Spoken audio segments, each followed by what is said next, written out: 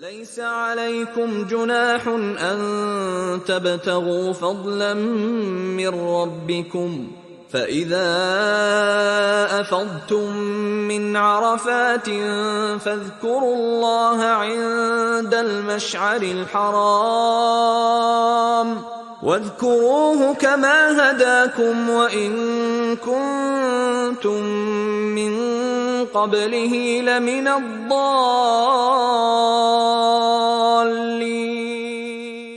ليس عليكم جناح أن تبتغوا فضلا من ربكم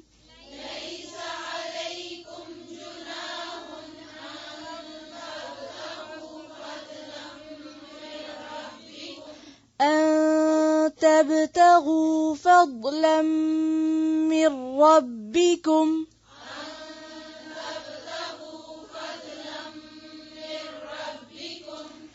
فإذا أفضتم من عرفات فاذكروا الله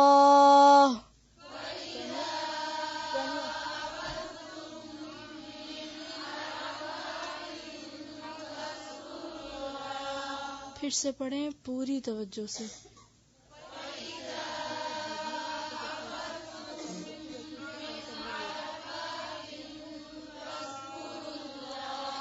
فَإِذَا أَفَضْتُم مِّنْ عَرَفَاتٍ فَاذْكُرُوا اللَّهَ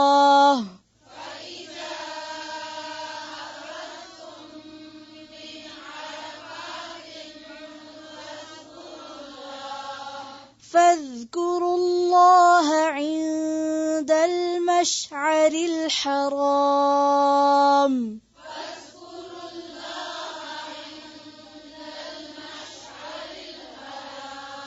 فاذكروا الله عند المشعر الحرام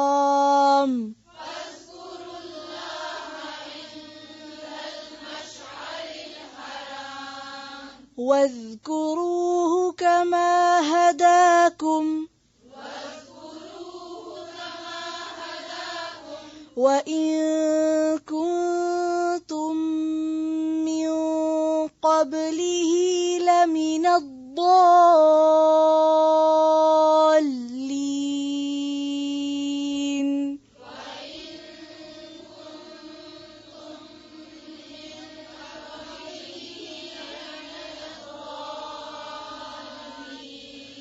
وَإِن كُنتُم مِّن قَبْلِهِ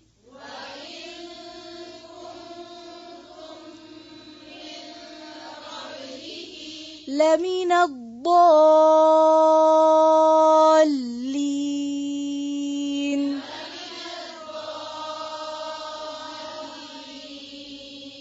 پھر سے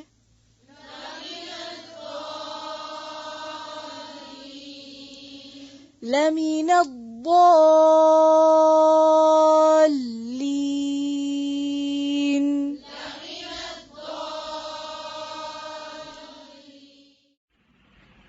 لیسا نہیں ہے علیکم تم پر جناح کوئی گناہ ان کہ تبتغوا تم تلاش کرو فضلا فضل من ربکم اپنے رب کی طرف سے فاذا پھر جب افضتم پلٹو تم من عرفات عرفات سے فاذکروا تو ذکر کرو اللہ اللہ کا عند پاس المشعری مشعری الحرام حرام کے واذکروہ اور ذکر کرو اس کا کما جیسا کہ ہداکم اس نے رہنمائی کی تمہاری وان اور بے شک کنتم تھے تم من قبلہ اس سے قبل لمن الضالین البتہ گمراہوں میں سے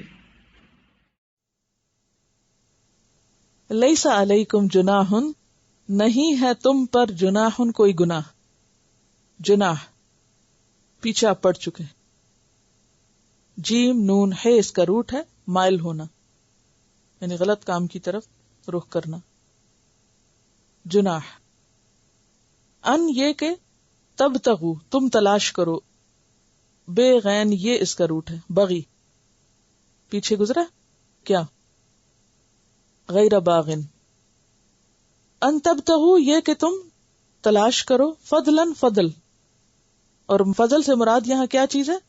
رزق، من ربکم اپنے رب کی طرف سے، اپنے رب کی طرف سے فضل تلاش کرو، یعنی حج کے دوران مراد یہ ہے۔ فَإِذَا پھر جب افضتم فے یا ضاد فید فیضان بیسی سے، فیضان کا لفظ سنا ہوگا نا،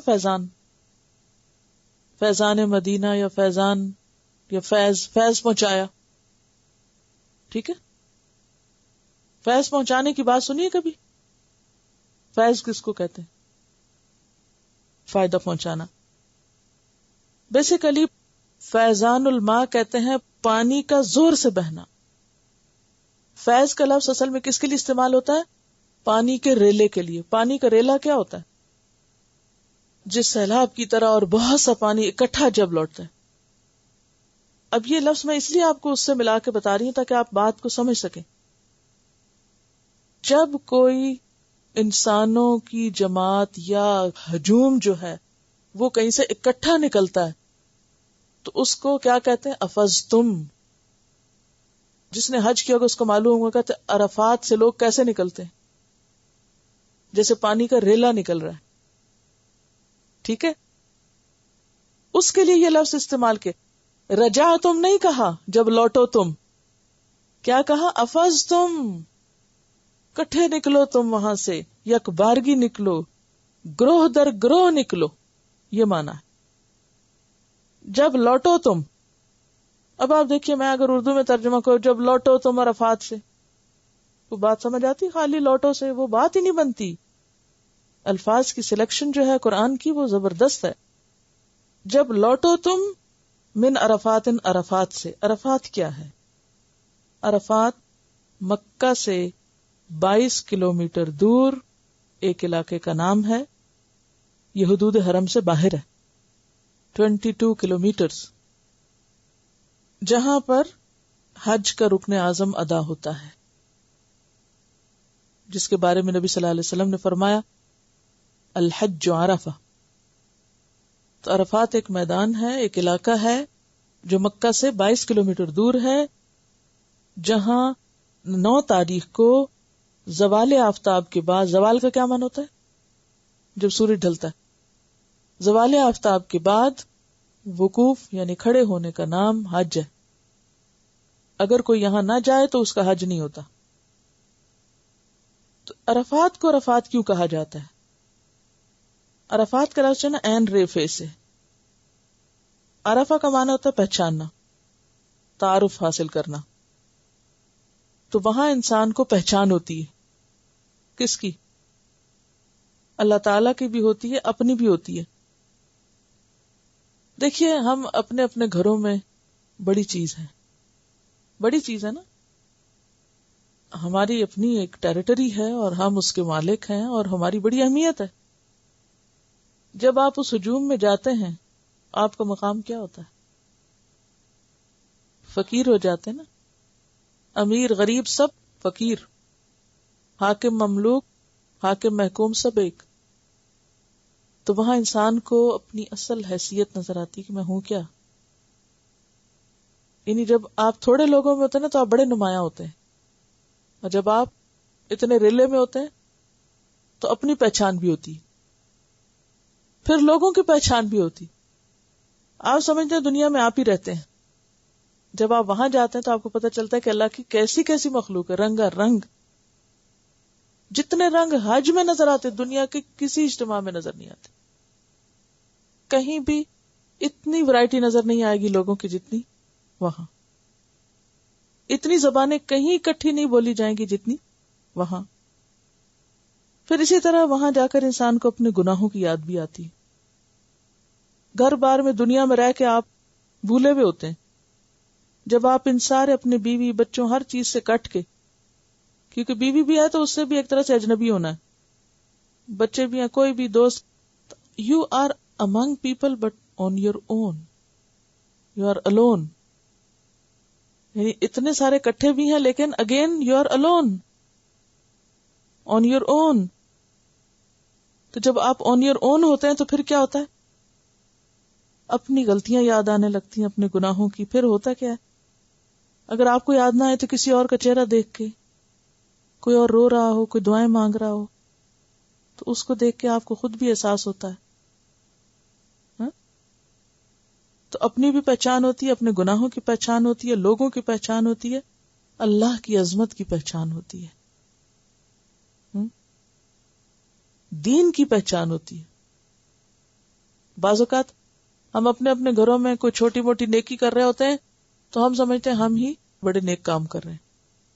وہاں جا کے لوگوں کو دیکھتے ہیں کیسی کیسی نیکیاں کما رہے ہوتے ہیں، کیسے کیسے فوڈ تقسیم کر رہے ہیں، کیسے کیسے لوگوں کی خدمت کر رہے ہیں، یا کچھ خراب لوگ بھی ہوتے ہیں تو وہ کیسے کیسے فساد کر رہے ہیں.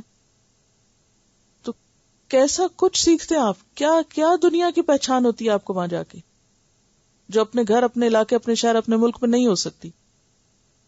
یعنی یہ ایک پہچان کی جگہ ہے. عرفہ کیا ہے؟ پہچان کی جگہ. آپ دیکھیے کہ باقی جگہوں پہ لوگ سکیٹرڈ ہوتے ہیں. جب مثلا مکہ میں طواف کر رہے ہوتے ہیں تو کچھ طواف کر رہے ہیں، کچھ گھروں میں نہیں کر رہے. اسی طرح مینا میں ہے تو کچھ جلدی پہنچ گئے، کچھ دیر سے پہنچے. مگر عرفہ میں وہ واحد جگہ ہے جہاں تقریباً سارے لوگ بیک وقت اکٹھے ہو جاتے ہیں. تو سب سے بڑا کراؤڈ یہیں پر ہوتا ہے. تو اس میں کئی چیزوں کی پہچان ہوتی ہے. دوسری چیز یہ بھی کہا جاتا ہے کہ جبریل علیہ السلام نے جب حضرت آدم علیہ السلام کو مناسک حج سکھائے تھے تو یہ آخری جگہ تھی، پہچان کرا دی، اور یہ آخری پہچان کی جگہ تھی کہ بس یہاں تک حج ہے، اس سے آگے نہیں جانا. پھر کہا جاتا ہے کہ آدم اور حوا کی یہاں ملاقات ہوئی تھی آسمان سے اترنے کے بعد. پھر یہ بھی کہا جاتا ہے کہ عرف بلند جگہ کو کہا جاتا ہے، تو یہ علاقہ ذرا بلندی پر ہے تھوڑا. بہرحال اللہ ہی بہتر جانتا ہے کہ اصل مطلب کیا ہے، لیکن اگین یہ ایک جگہ کا نام ہے. تو جب تم عرفات سے لوٹو، یعنی عرفات تک جا کے واپس آؤ، فاذکروا اللہ، تو ذکر کرو اللہ کا، زبان سے بھی، دل سے بھی اور عمل سے بھی. کہاں پر؟ عند المشعر الحرام، مشعر حرام کے پاس، مزدلفہ میں. مزدلفہ کی طرف اشارہ ہے کہ واپس آ کے مزدلفہ میں رات رکو، مغرب، عشاء اور فجر کی نماز پڑھو. تو یہ عملی ذکر ہے. تسبیح، تکبیر، تحلیل ہوگی، دل میں بھی اللہ کی یاد ہوگی، اور اس کے ساتھ ساتھ نمازیں بھی پڑھو. کیونکہ انسان سارا دن عرفات میں دھوپ میں ایک طرح سے حاضری دے کے تھک چکا ہوتا ہے، تو ہو سکتا ہے کہ کوئی آ کے سو جائے. تو نہیں، یہاں پر نمازیں پڑھتے ہیں، اور پھر عرفات میں مغرب پڑھنے کی بجائے یہاں آ کے پڑھتے ہیں. تو یہ اللہ کا عملی ذکر ہے نماز کی شکل میں. اور مشعر الحرام کیا ہے؟ مشعر الحرام ایک پہاڑی کا نام ہے یا پہاڑ کا نام ہے جو مناسک ادا کرنے کے لیے ایک نشان ہے. روٹ کیا ہے اس کا؟ شین عین رے. اور شعیرہ کہتے ہیں کس کو؟ نشانی کو. اور شاعر پیچھے آپ پڑھ چکے ہیں نا، نشانیاں. تو مشعر ایک طرح سے نشانی ہے. الحرام کیوں اس کو کہا گیا؟ کیونکہ یہ حرم کے اندر ہے. عرفات کہاں ہے؟ ہل میں ہے، حرم سے باہر ہے. اور مزدلفہ کہاں ہے؟ حرم کے اندر ہے. تو یہ مشعر کیا ہے؟ مشعر الحرام ایک پہاڑ ہے جس کے پاس میدان میں رات گزارنا ہوتی ہے حاجیوں کو.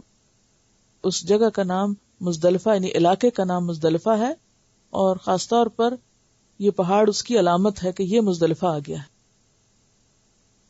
تو یہاں واپسی پہ رکنا ضروری ہے، کیونکہ قرآن کہہ رہا ہے جب پلٹو تو مشعر حرام کے پاس اللہ کا ذکر کرو. یہ نہیں کہ آپ بس گزر جاؤ. وَاذْكُرُوهُ، اور ذکر کرو اس کا، کما ہداکم، جیسے کہ اس نے تم کو سکھایا ہے. یعنی یہاں وہ کام کرنے جو اس نے تم کو بتائے ہیں. اور عمومی ذکر بھی کس طرح ہوگا؟ سنت کے طریقے کے مطابق. یعنی من گھڑت طریقے نہیں وہاں اختیار کریں گے. یا عام روزمرہ زندگی میں بھی. وَإِن كُنتُم، اور بے شک تھے تم. ان کا ترجمہ بے شک کیوں کیا؟ آگے لام تاکید آ رہا ہے. بے شک تھے تم. من قبلہ، کب؟ اس سے پہلے. کس سے پہلے؟ حج میں آنے سے پہلے نہیں، مناسک سکھانے سے پہلے. کیونکہ حضرت ابراہیم اور اسماعیل نے کیا کہا تھا؟ ارنا مناسکنا. انہوں نے سیکھے. اس کے بعد نبی صلی اللہ علیہ وسلم نے صحابہ کو سکھایا. تو ہر دور میں لوگ جو بھی وہاں جاتے ہیں وہ مناسک سیکھ کے جاتے ہیں. اور پھر صرف مناسک نہیں بلکہ ذکر کے طریقے بھی اللہ نے سکھائے. تو جب ذکر کے طریقے لوگوں کو نہیں معلوم تھے دور جاہلیت میں، تو وہ کس کا ذکر کرتے تھے؟ آباء و اجداد کا ذکر کرتے تھے. تو پھر کس نے سکھایا؟ اللہ نے سکھایا کہ یہاں آباء و اجداد کا ذکر نہیں کرنا، میلے اور پارٹیاں نہیں کرنا، ہنگامے نہیں کرنا، بلکہ یہاں تو اللہ کا ذکر کرنا ہے. اور اس علم سے پہلے تم کیا تھے؟ ضالین تھے. ضالین سے مراد کیا ہے؟ جاہلین. جہالت کس کی طرف لے جاتی انسان کو؟ گمراہی اصل میں ہے کیا؟ راہ گم کرنا، پتہ ہی نہیں کرنا کیا ہے. یہی تو گمراہی ہے. اگر کوئی شخص حج پہ چل پڑتا ہے اور اس کو پتہ ہی نہیں وہاں کرنا کیا ہے، جہالت کے ساتھ چل پڑا، مناسک سیکھے بغیر، تو وہ کیا کر رہا ہے؟ بھٹکتا رہتا ہے نا. کیسے بھٹکتا ہے؟ کوئی بتائے گا؟ ایکسپلین کرے گا؟